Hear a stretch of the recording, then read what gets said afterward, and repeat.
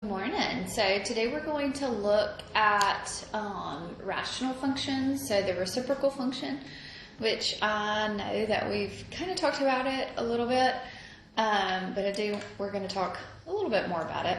So I want you to take a minute and try to graph this regular reciprocal function.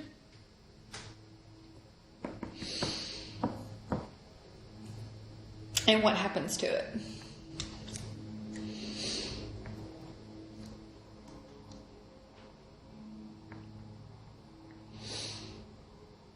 Okay, so if you plug in a -2, you will have a -1/2. If you plug in a -1, you'll have a -1. If you plug in a -1/2, you will have a -2. If you plug in a -1/4, you'll have a -4. If you plug in a 0, it will be undefined. If you plug in a 1/4, you'll have a 4. If you have a 1/2, you will have a 2, a 1, and a 2, which is a 1/2. So at -2, we'll be at a -1/2. At -1, we'll be at -1. At -1/2, we will be at -2. And at -1/4, we'll be at a 4.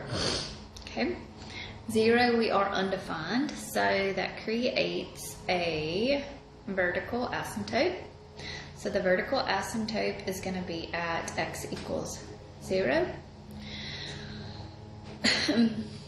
So then if we do a 1/4, we're up at 4. 1, 2, 3, 4. At 1/2, we are up at 2. At 1, we're up at 1. And then at 2, we are at 1/2. Okay. So I also have a horizontal asymptote at y equals 0. So I've got a graph that looks like this, that, remember, the asymptote we get really, really close to, but we never touch it. So this is what my graph of the rational reciprocal function is. So the domain is from -infinity to 0, and then from 0 to infinity. We can't include 0. The range is -infinity to 0, because I have an asymptote there as well, and then from 0 to infinity. It has no intercepts because it's never going to cross the x or y axis. It is decreasing from -infinity to 0. It's also decreasing again from 0 to infinity. Is it even or odd? It is odd. Okay. Because my negative values are the opposite signs here, so that means that it has origin symmetry. So here's something kind of new here. So this notation says as x approaches 0 from the left. So that negative means from the left. So as I approach 0 from the left, okay, what is happening to my y values? They are approaching -infinity. As I approach 0 from the right, then what is happening to my y values? They're approaching positive infinity. Okay, so as x approaches infinity, f of x is actually approaching 0. As x approaches -infinity, f of x is going to be approaching 0. Okay. All right, so I want you to take a second and look at these functions, okay? You can try to do these. This is called Desmos. There's a Desmos graphing app that you can look at online. It's called desmos.com.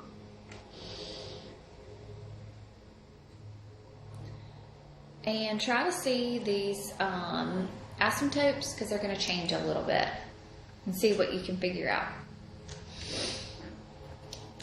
about the vertical and the horizontal asymptotes. So take a minute and try to do those for me.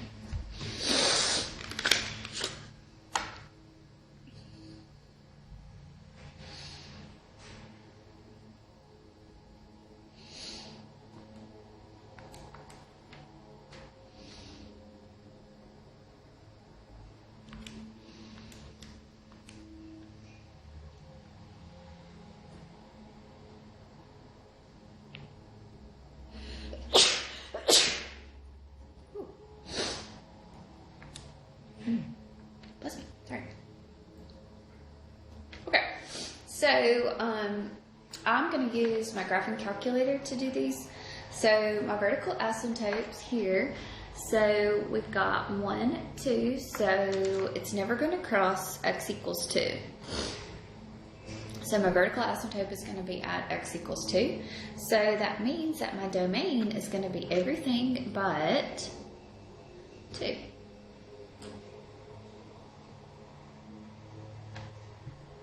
Okay. So I have a horizontal asymptote here at y equals 0. Okay. All right, let's change this to 4x squared divided by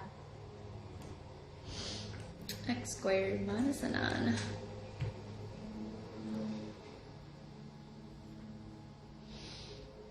All right, so let's look at this graph. This graph is crazy looking too. So it looks like I have 2 vertical asymptotes at -3 and then again at a +3. So vertical asymptote at -3 and then again at +3. And we write it as a straight line there. So that means my domains, if you see this, I have 3 parts of my graph here. So my graph is going to go from -infinity to -3. Union -3 to 3. And then again from 3 to infinity. All right, and then here my 1, 2, 3, 4. It looks like my horizontal asymptote is at y equals 4.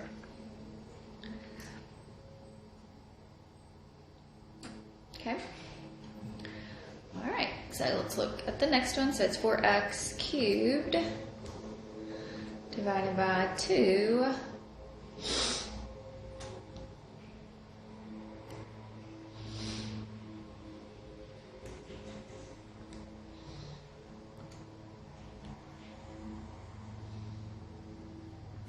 2x squared minus a 2.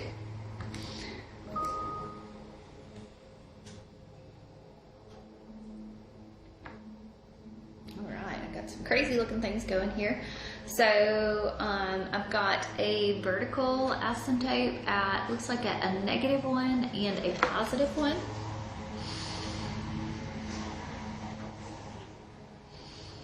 And then my domain, I've got 3 sections of my graph. So it's going to be -infinity to -1, union -1 to 1, and then 1 to infinity.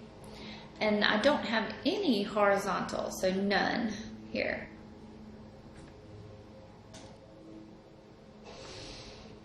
All right. So then, this next one is 3x squared.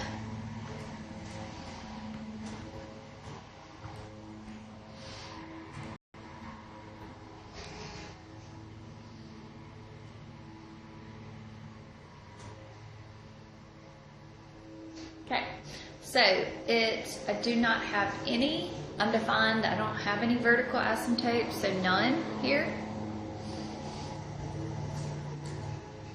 So my domain is everything, so it's all real numbers, -infinity to infinity. This one's going to be kind of crazy looking, but this is going to be a horizontal asymptote at y equals a 3/2.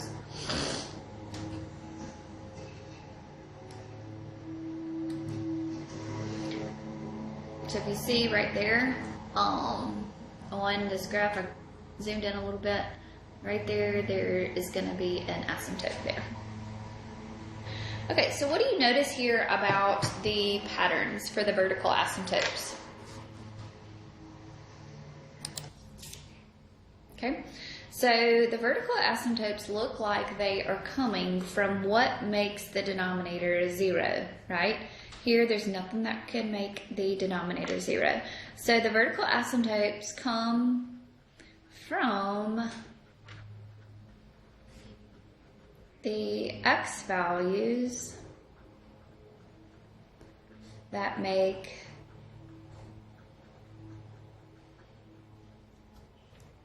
the denominator 0.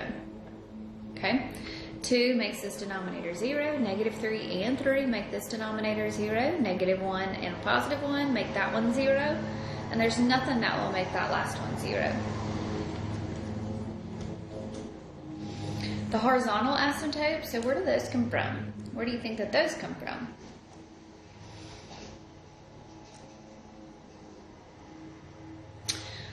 We don't have an x in the top here, so I have a horizontal asymptote at y equals 0. Up here, I didn't have an x in the top either, and I had a horizontal asymptote at y equals 0. I have an x squared in the top here, so my horizontal asymptote is at y equals 4. I have an x cubed, so I've got more x's in the top, so I don't have any here. I have x squared over x squared, so my horizontal asymptote becomes your ratio.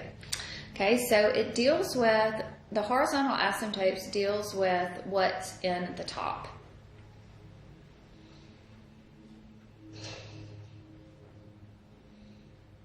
And it's really the top exponent kind of tells you what to do.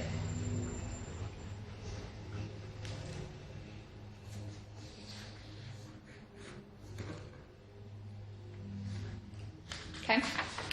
All right. So let's look at the back here. So vertical and horizontal asymptotes. So how you find them?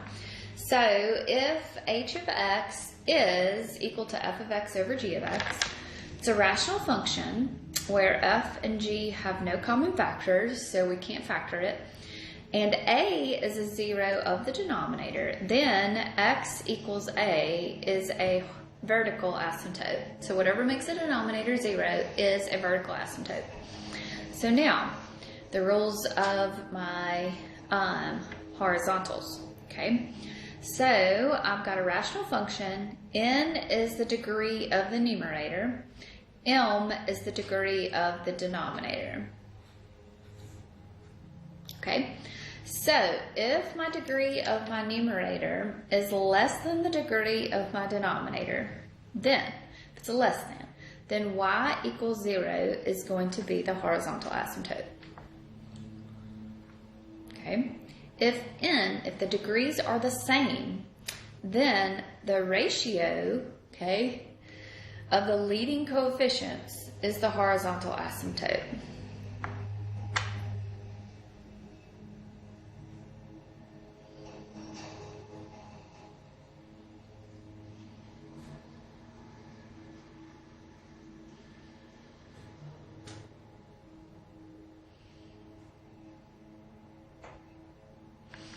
Okay, so let's go back over here and look. So my numerators and my denominator here are the same.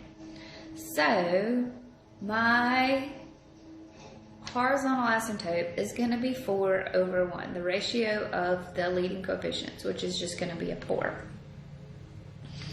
Here, my numerators and denominator, they're equal. So it's going to be the ratio of 3 over 2. And that becomes your horizontal asymptote. Okay, if n, so the numerator is greater than the denominator, so it's top heavy, it has no horizontal asymptotes. Okay? All right, so take a minute and do number 1 for me.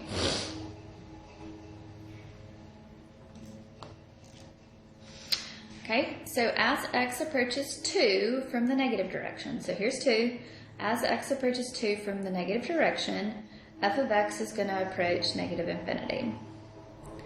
As x approaches 2 from the positive direction, f of x is going to approach positive infinity.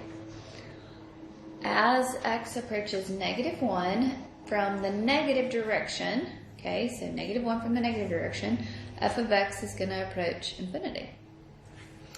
As x approaches negative 1 from the positive direction, f of x is going to approach negative infinity. See how it's going in the bottom?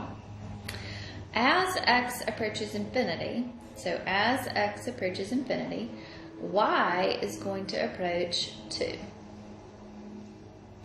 As x approaches negative infinity, y is also going to approach 2. Okay? All right, so I want you to take a minute and do number 2 and number 3 for me. Actually graph those out.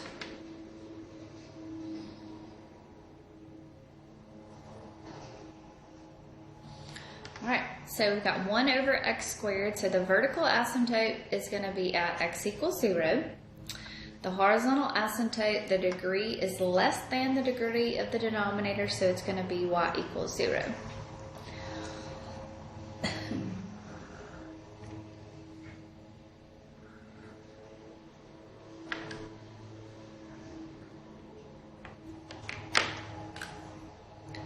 Put it in blue here. So it's going to be at x equals 0 and y equals 0.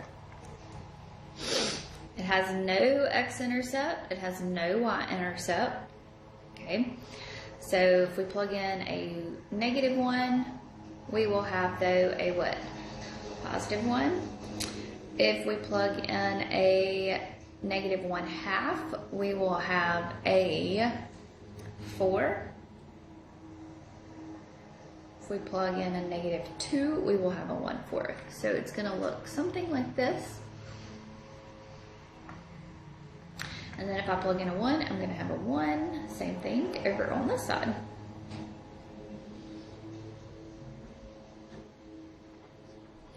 Okay. So as x gets bigger, right? So as x approaches infinity, y is going to approach 0. As x approaches -infinity, y is going to approach 0 as well. Domain is from -infinity to 0, then again from 0 to infinity. My range is from 0 to infinity, increasing from -infinity to 0, and then I'm decreasing from 0 to infinity.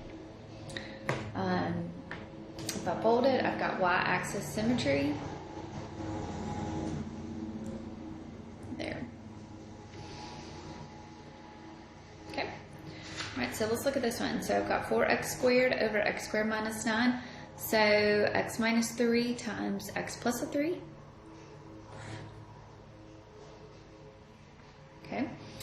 So my vertical asymptote is going to be at 3 and then again at -3. The horizontal asymptote, the exponents are equal, so it's going to be the ratio, so it's going to be y equals 4.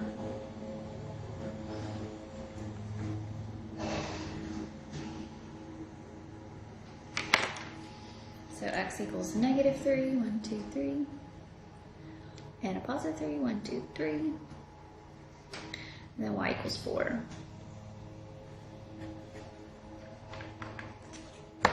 Okay.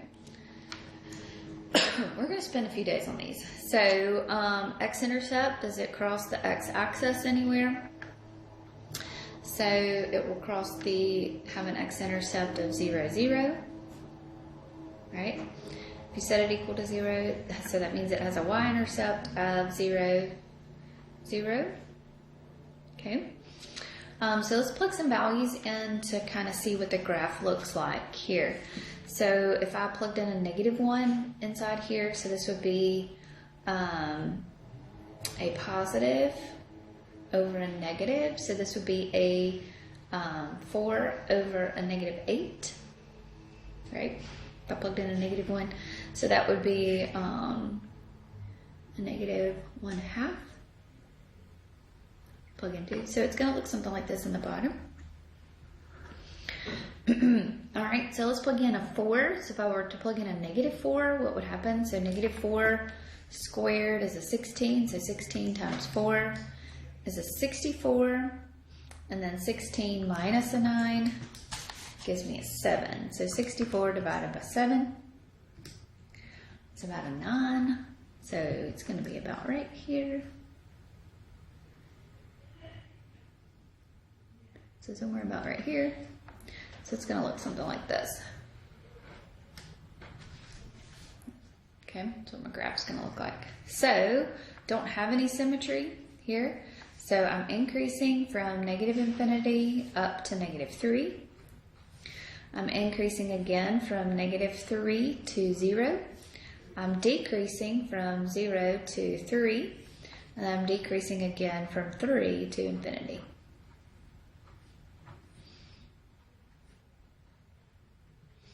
My domain is negative infinity to negative 3, union negative 3 to 3, and then again from 3 to infinity. My range is from negative infinity to 0, and then again from 4 to infinity. As x gets bigger, as x gets bigger, y approaches 4. As x gets smaller, y is going to approach 4. Okay, you can check yourself with the graphing calculator. So we're going to spend a few days on these. So we haven't talked about holes, and we haven't talked about slant asymptotes. So that's going to be our next thing that we talk about tomorrow, and then we're going to kind of review it all together. So go ahead and start working on your homework, but there are a few questions that you're probably not going to be able to work through in your homework. Let me see.